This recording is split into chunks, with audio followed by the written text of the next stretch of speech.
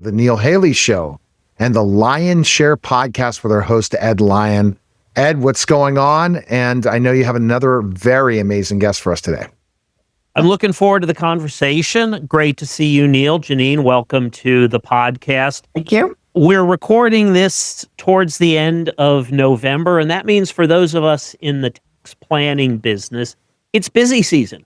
People hear tax and they think tax preparation, they think busy until April 15th, and then you're off for the rest of the year. It's not the case. I'm not busy around April 15th because I'm not doing taxes. What I'm doing this time of year is I am meeting with people who suddenly realize they're going to owe the IRS more money than they expected or more money than they wanted.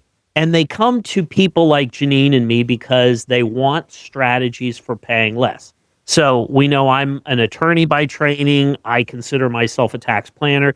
J'Neanne is a financial advisor and wealth manager, but she deals with taxes really nearly as much as I do because every investment move that she and her clients make has a tax consequence.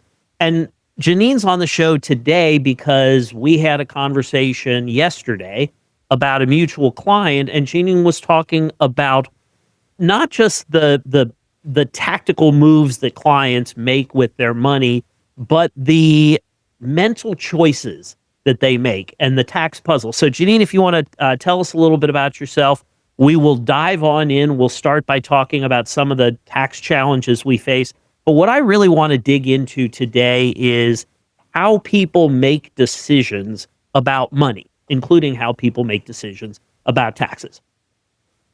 Well, great question, because it's a question that, it, includes so many things out there. Right. So just a little bit about my background. Right out of college, I was commissioned as a Naval Intelligence Officer. So that makes me a recovering analytic. Okay. Spent about 22 years, 8 years active, the rest reserve. Raised 4 kids, stepped back into full-time, and walked into an absolute bleep show of a project. And because a friend of mine said, hey, we need leadership here. Very stressful, but boy, did I learn a lot. And then said, I'm done with corporate America. Mm-hmm. And one of my brothers, who's been in the financial services advisory business for a long time, 40 years almost, now said, you need to come into this business because you care about people and there aren't enough people doing it right. And so voila, I've been here for 21 years. And what I love about this is it's not just, or at least what I do, it's not just about the investments. No. Or money. It can't be. Right. It's the decisions around the money that are just as important as the money. Mm-hmm. And everybody's situation is unique. I mean, yes, you can see some, cookie cutter problems, but how people address those problems, the mindsets they bring to the problems, the expectations, to me is what's very interesting. Because I love dealing with people, which makes it a little easier because everybody has an issue. Right. Even rich people have problems. They just have rich people problems. Yeah. Maybe they're easier problems to deal with, but so few people are truly comfortable with money and comfortable with their relationship with it. We all have, I've said this before, we all have relationships in our lives. We have parents, we have siblings, we have friends, we have spouses and lovers, we have work colleagues. And everybody's got a different set of relations, but we all have a relationship with money. And for most of us, it's a dysfunctional relationship, right? Neil, you've interviewed guests across the spectrum. Yeah. Sometimes you'll touch on money, I imagine, sometimes not. But,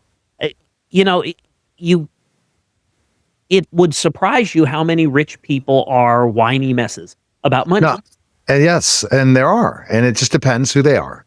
Right. I did this when I used to tutor in houses when I had a tutoring business. And I'd tutor in different socioeconomic places when I go to the houses, and you would see how some of them deal with money versus others. Right. And you're like, you're investing in your child and you're being cheap about this and how important tutoring is. So you'd see a gamut out there for sure. Right. You'd have some people who are investing in their children doing it right. You'd have other people investing in sports cars or investing in a cocaine habit or whatever unfortunate, unhealthy vice they may have. But J'Neanne, this is what really intrigues me about this conversation with you. So you said at the beginning of your introduction, you see a lot of people doing it wrong, and let's dig into that a little deeper. What are they doing that makes it wrong? Is it a focus? Is it an integrity issue? Go into a little more depth on that for me. Well, that's a tough one because it does run the gamut, as you guys have mentioned. And for a lot of people, and this is something I ask a lot of people, what is your purpose for the money? Right. What if you could pick one word to define that purpose, what is it? And you will get a lot of different, because people don't know how to do that. Right. Most of them, I imagine most of them tell you they've never thought of it or nobody's ever asked them that question. Right. And so when you're talking, like you've seen in homes, how people deal with their kids, one of the things I've been trying to explain to people is you are the first teacher. Yes. Of children, even if they're adults, because they still come to you unless you absolutely can't stand each other. Right. You must talk about money. Because there's no other place to get that education. Exactly right. In Ohio, where my kids graduated from high school, they do now have a required semester class in financial literacy. But both two of my kids who took it said the teacher just passes out some Dave Ramsey stuff. Which, what a shame that is. Totally. Talk about a missed opportunity. Yeah. Because one of the things I'm talking to parents about, and even younger people, what is, does the money define you? Is it what you buy that defines you? Or is it what you can do? Because a lot of people do have mindset issues with money because, money is the root of all evil. No, it's the love of money. Right. The love of money is. Right. And money, having more money just allows you to have more choices and opportunities opportunities to help. If that's your goal, is to help people. Instead of just having another Lamborghini. I was talking to a young advisor a couple of years ago. I don't even have one Lamborghini. What, am I a loser? You can have it. There's a young advisor a couple of years ago I was talking with, and that was his big thing, to have a Lamborghini. And I'm like, dude, how about marrying the mother of your two kids? I don't want to go there, but just, okay. Just let's get some priorities that are real on the table. Right. Sure. Is that a difficult conversation for most people? Absolutely. My parents were tough love. I think I've told Ed, we came from no money, and a lot of people in my generation came from no money. You started working at 14 or 15, and you just, and you knew you could not rely on mom and dad to solve your lifestyle problems. So you better go work. Yeah. And so you learn a lot in the process, even if you have the crappy job. There's a lot to be learned. And I think culturally, a lot of people have forgotten that would be an important thing for their kids to learn. Right. I think they've all done a bad job in that. And I feel that if you would have told me more money meant to be able to have more opportunity, I don't think that's taught enough. And especially when they think that you don't have a chance to get to this level of person because it's not possible for you. And you hear that a lot, the naysayers. And they don't understand that money, making more money, maybe working a little bit longer at times, is going to provide a lot more options and a lot more time to be you than a lot more options. And yes, a lot more time. So the one thing that none of us are going to get more of at some point is time. And time, I think, for whether you want to spend that time with friends, whether you want to spend it with your children, whether you want to spend it working with a charitable organization and other people, time is a finite resource for all of us. And I've made a choice years ago in some cases that I was going to use money to buy time. When I was living in my house in the suburbs, for example, I never wanted to cut the grass.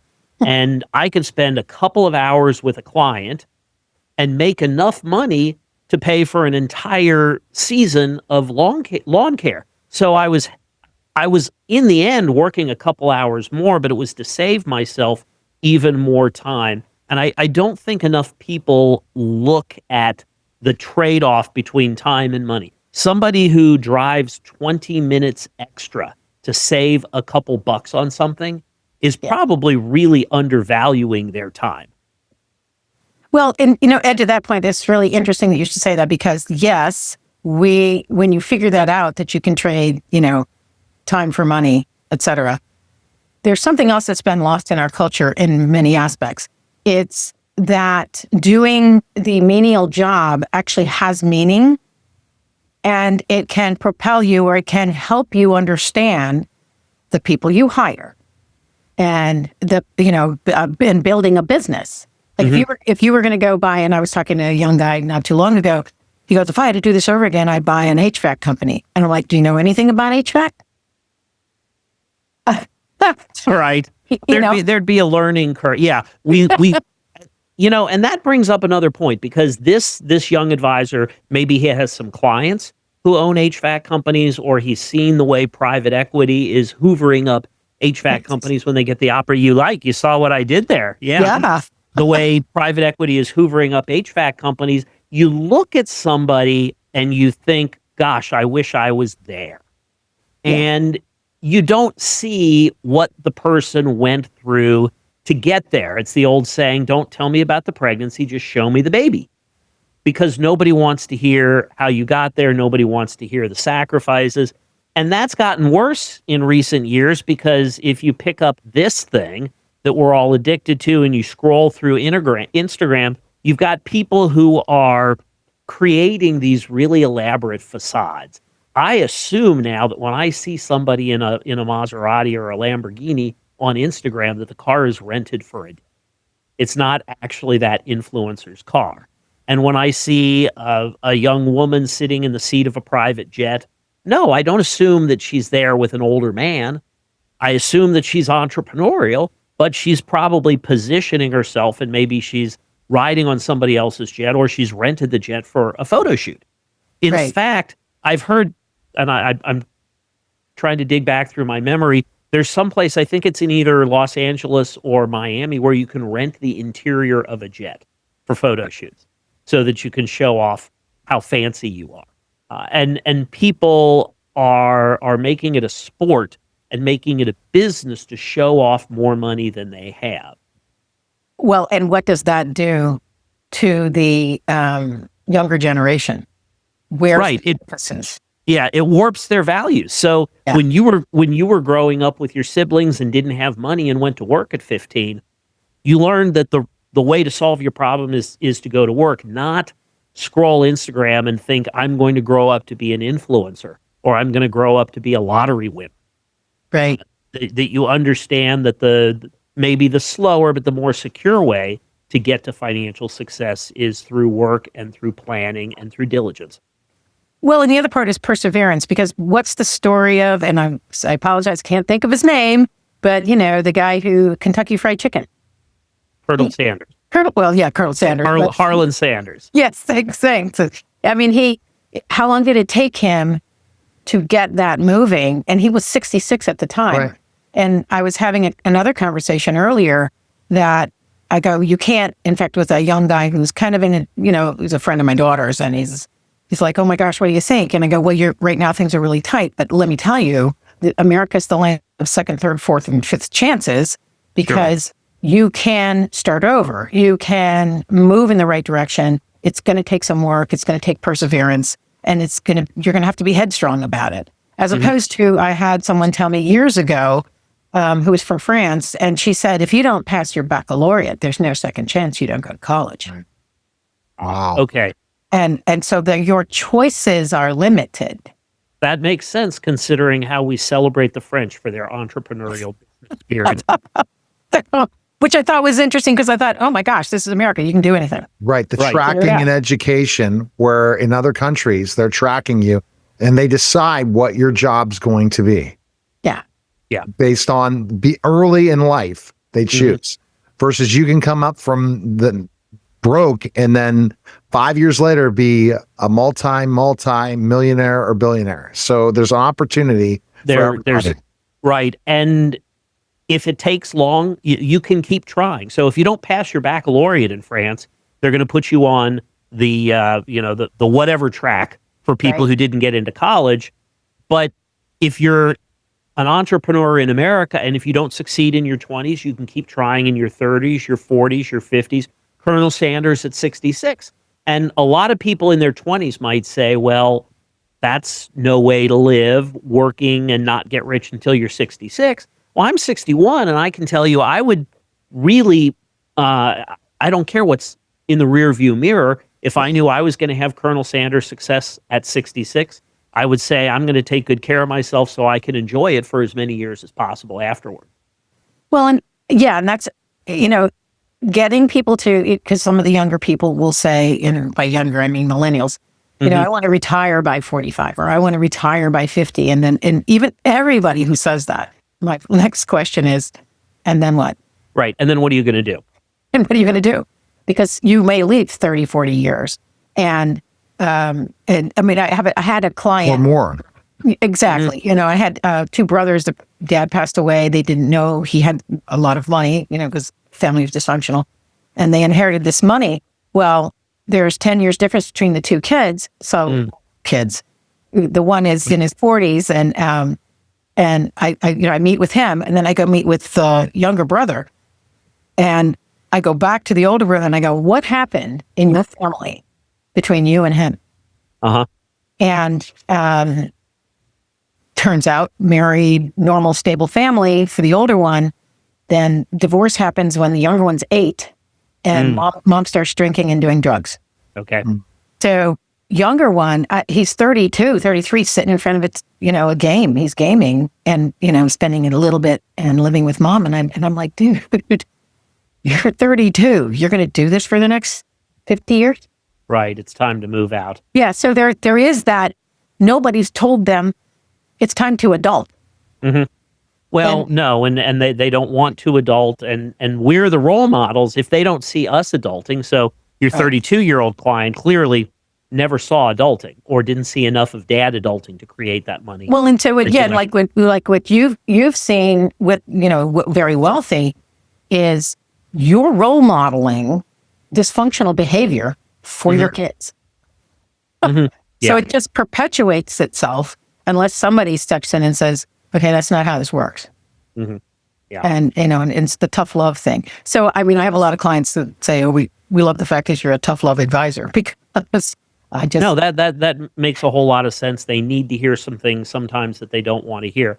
I've had an interesting experience with that. I've worked with a lot of CPAs and enrolled agents, tax professionals over the last 20 years. And part of what I do with them is sales training.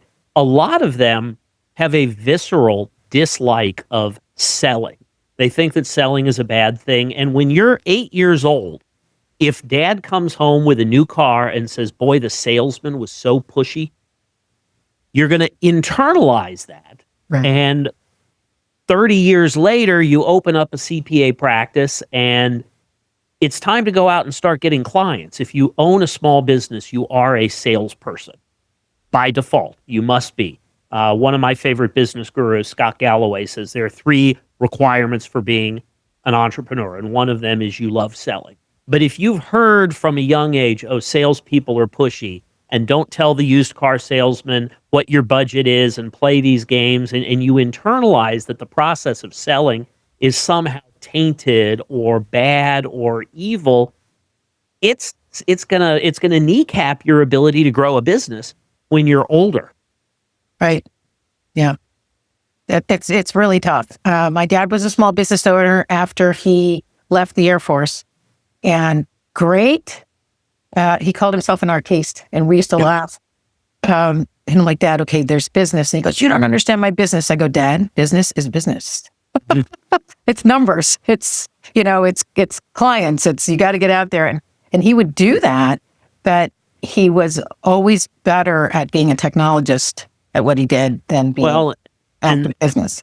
Right. And so I would respectfully push back a little bit on numbers being just a story. But there are this is the classic E-Myth that Michael Gerber talks about in the series of E-Myth books. A lot of business owners are really technicians who just wound up owning a a professional practice or owning a business, whereas the entrepreneur is solving a problem and telling a story. So for me, business does not come down to numbers. For me, business comes down to the story that you tell. And the story you tell defines the brand, it defines your value proposition. It's what you're worth for your customers or your clients. So Right. I've spent 20 years creating a story for myself, and it comes down to a few simple analogies. And Neil, you've heard most of these already in some of these Lionshare podcasts, but the fundamental story that I tell is that tax preparers tell you how much you owe. Tax planners tell you how to pay less. That's a pretty obvious difference, and it seems intuitive when you hear it, but it's the process. It's the end of a process of testing and measuring and seeing which story works best. And so the numbers are important. Once you get money coming in the door, once you're starting to spend money, absolutely, you need somebody who can manage those numbers. But the business that grows fastest and builds the strongest foundation is going to be the business that has the most powerful story. Yeah. I don't think that back in the day, well, not that long ago, really, that was kind of the emphasis, or nobody had that brainchild to go, hey, go tell your story versus, just let me go get clients. And he was a dental technologist, so he was working with dentists all the time. Okay. And what he would say, which would have been great as an ad, I tried to get him to do ads. He said he could tell by an impression whether the dentist was a butcher or not. Really? And I thought, oh my gosh, that'd be a great ad. That would be a Do you great know what's ad. going in your mouth? Uh-huh. But he was too, nervous to do that. Uh-huh. But that's where we are today. Well, and that's another thing that goes into business, frankly, is confidence. Right. Confidence is crucial. And working with CPAs, I've seen some CPAs who are entrepreneurial and have confidence, and they succeed. And CPAs who don't have confidence don't succeed. They may be very good technicians. Right. They may be able to fill out a tax return efficiently. They put the right numbers in the right boxes on the right forms. They may be great at that. But if they don't have confidence in telling the story that they can do it, they're not going to have as many clients as they should to do that. So a lot of stuff, just as with what you're doing with investments, you have some clients who are open to risk. You have some clients who are avoiding risk. As I say, some people buy Bitcoin, some people buy whole life insurance. And it's not that one of them is right and one of them is wrong. It's just finding the right fit. So if you have someone who's temperamentally suited for whole life insurance, where they're not going to lose any money and they're going to get steady growth, and you put them in something too aggressive, they're going to be uncomfortable. It's not going to be an effective relationship for you, and it's certainly not going to be an effective service for them. Yeah, exactly. I do have that conversation a lot with people, because I will tell them there are not necessarily any right or wrong answers. No. And you are where you are. There are some better strategies or better options. And do you actually understand what you have and how it works now? Better fits. And people wouldn't think that that's part of taxes, but it really is. So when I sit down with a client, I'm going to have some very plain vanilla strategies that the IRS isn't going to look twice at. I'm going to have some more complex, more clever strategies. I can show the client why they are legal under the Internal Revenue Code. And then I have other strategies that the IRS may be scrutinizing because there have been abuses in that particular area. So if I'm going to present those three strategies to a client, I'm going to walk them through the risks, the benefits, what are the consequences if the IRS audits you, and they're going to make the decision as to what is the right risk tolerance for them. Too many people think that taxes are just black and white, and that I can sit down and manipulate some numbers. That's not it at all. I'm manipulating behavior as much as anything else. I remember reading years ago a book by a financial advisor. I don't remember her name right now, but it was called Advice That Sticks. And it was about being an advisor and giving people advice that they will actually follow. people think that financial services is about sales. Oh, you're selling a portfolio, you're selling an insurance policy, you're selling an annuity. If that's what you're doing it wrong. Financial services is about coaching clients, helping them understand their money psychology, helping them behave in ways that get them to their goals, consistent with their risk tolerance. It's not a product sales role at all if you're doing it right. Yeah, I mean, and I think unfortunately the industry, when they're bringing in new potential advisors, doesn't really talk about that, and that's why there's such a high failure rate, because they expect you to do this over here and just sell before you even understand what anything is. Right. I had a doctor client years ago when she came to work with me. She basically said, "I'm a damn good doctor, but I don't know about this." And I said, "Okay." And she goes, "That's why I'm hiring you." And I said, "Well, here's the deal. I will expect you to at least understand conceptually what we're doing, because it's important." Right. It's important. And somebody who is a doctor, they're a scientist. They've got a scientific background. They are probably due diligence oriented. My doctor clients don't want me to bring them a black box and say, "Here's the plan. You don't need to know what's inside it. Just do this, this, and this." Right. They like to open up the box. They like to see what's inside. They want to test. They want to measure. They want to understand why I'm recommending something. They want to understand how it works. And they want to understand why I think it is a good fit for them. Right. And again, it all comes down to the psychology. People think, oh, financial services, you're selling high commission insurance products to people who don't need them.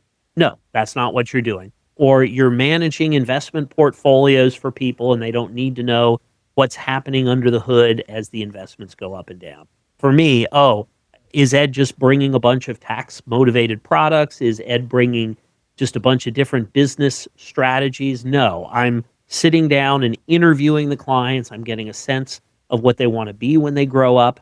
And then I don't just help them save tax. I help them accomplish those financial goals with a minimum of interference. But it all comes down to the psychology. And if I have a 20-year-old son in college, if he wanted to go into financial services, and if he asked me, should I be studying economics or should I be studying psychology? I would recommend he go into the psychology before he go into the economics. Lots of successful financial advisors have never taken an economics class in their life. Right. I mean, it really is about understanding the person you're talking with. Yeah. So in your first semester economics class in college, on the first day, the professor introduces you to a fellow named Homo economicus, rational man. And he says, we're going to study economics because rational man is going to weigh the costs and the benefits, and he's going to see where the supply curve interacts with the demand curve, and he's going to make all of these rational decisions to maximize his opportunity. And if you're really thinking about it when you're a kid sitting in class, you really are, okay, I'm going to drop this class because that's not how the real world works. And go to the professor in office hours and say, wait a minute, I've seen my dad make financial decisions, and he's a hot mess. And I've seen my mom nag him about the results of those financial decisions, and she's a different hot mess. And you're saying people make decisions rationally? And the professor's going to say, no, but in order to teach these concepts, we assume that they act rationally.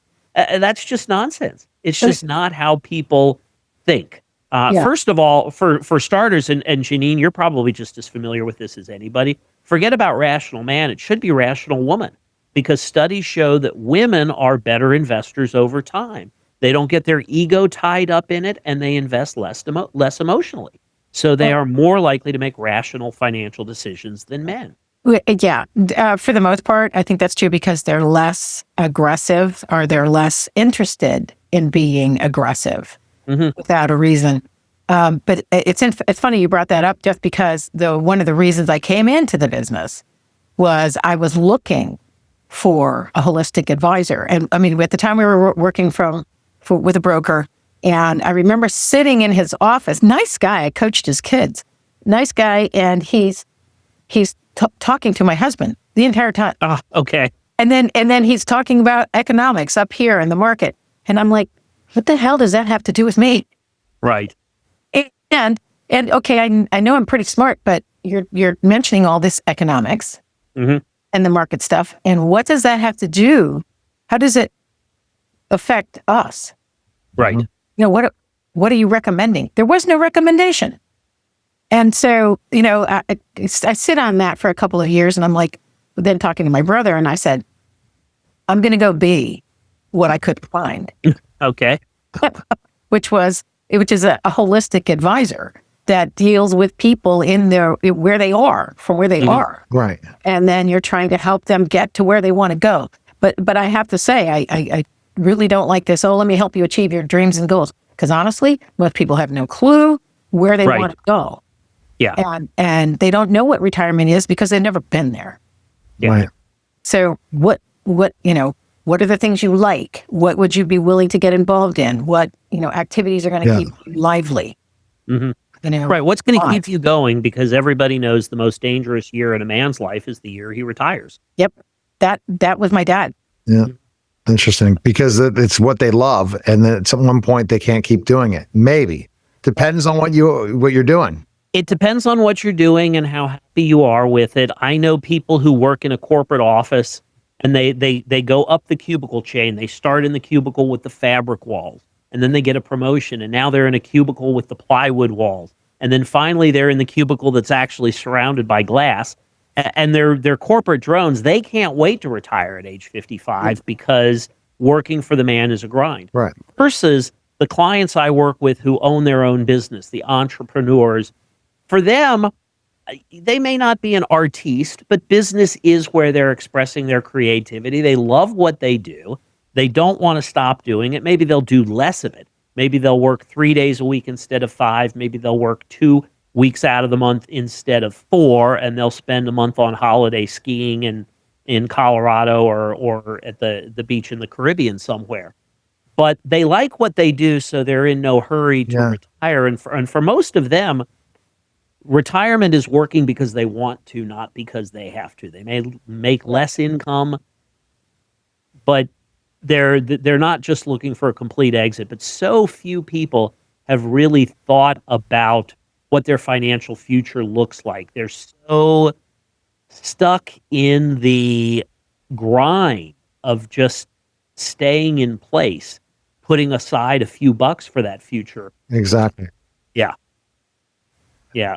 And then that's the biggest thing is, what does a retirement look like? So as an advisor, and I spoke to somebody else that wrote a book that he's an advisor, and he talked about retirement then dying. And the thing is that your job is not, as a holistic planner, is not to plan the retirement, but also to see, do they have a plan? Do Right. they even know what they're going to do? They think, oh, I'm going to spend time with the grandkids and that's it. Is that really what you're going to want to do? Are you really going to want to go and be at home all day, every day? Is that going to satisfy you? If you've been a corporate lawyer or an investment banker, master of the universe, or you built a manufacturing company up to 200 employees, are you really going to be happy being a babysitter for your grandchildren? That's the kind of thing that sounds great in theory, but after a month, a lot of these retire, they're pulling their hair out. And they got to find something to do. They lose status, which is really important. That's something that we can't overlook. One reason people work is to climb the chain and to compete and to show that they can do that. And if you're used to having an admin get your coffee in the morning and an assistant pick up your dry cleaning, all that kind of stuff, are you really going to throw it away? Move to the villages in Florida. Sorry if I'm going to offend anybody watching. Move to the villages and play pickleball and golf all day, watch Fox News all night, and wait for the doctor to call with a bad biopsy? Can you really go from master of the universe to schlepping your grandchildren around in a golf cart all day? That's a hard transition. If that's what you want, great. That's fine. And you can make it, if you can make it work, great. But I think that while people think that retirement is going to be easy, it's harder than a lot of people think, and you still have a lot of the day-to-day financial questions. So I do a lot of tax planning for retirees. If somebody is pulling $100,000 or $200,000 a year in required minimum distributions from their 401k, and they've got some rental real estate income, and they've got Social Security, and maybe one spouse has a small pension from a job that they had back when pensions were a thing. You're retired, you've got $300,000 or $400,000 a year. Might be more than you need to live on. You're certainly paying more tax than you want to. So you've got that challenge, managing the assets to make sure that you live as long, that your money lives as long as you do, and not giving half of it to the IRS. And are people prepared for that challenge? A lot of them are not. A lot of them are not. And well, they don't know even, I mean, very, very smart people, because it's not their bailiwick. Right. They don't know what they don't know. Right. And so the only questions they're asking, if they have a CPA, I mean, I have a handful of clients that are doing it themselves with Turbo, and I'm like, you might want to get a second opinion on that. Right. Especially TurboTax is a powerful tool, but it's only as good as the user. And TurboTax helps you prepare your tax return, but it doesn't help you make strategic tax planning decisions. Right. Right. And those are really more important than finding an extra $40 in charitable deductions by combing through your bank account. Yeah. You know, understanding how you can convert your IRA to a Roth IRA is going to save you a lot more money than any amount of futzing around with the numbers on TurboTax. Exactly. Yeah. One of the challenges of working with, I mean, a lot of my clients, I'm blessed. I love my clients. They're great people. There are a lot of millionaires next door. And they've spent their lives working and earning. And now they're at a point where they're looking at what these RMDs are going to be and going, oh my gosh, what am I going to do with this money? Right. And my taxes didn't go down. I'm like, yeah, I told you. Right. Right. Yeah. There's this conventional wisdom in America.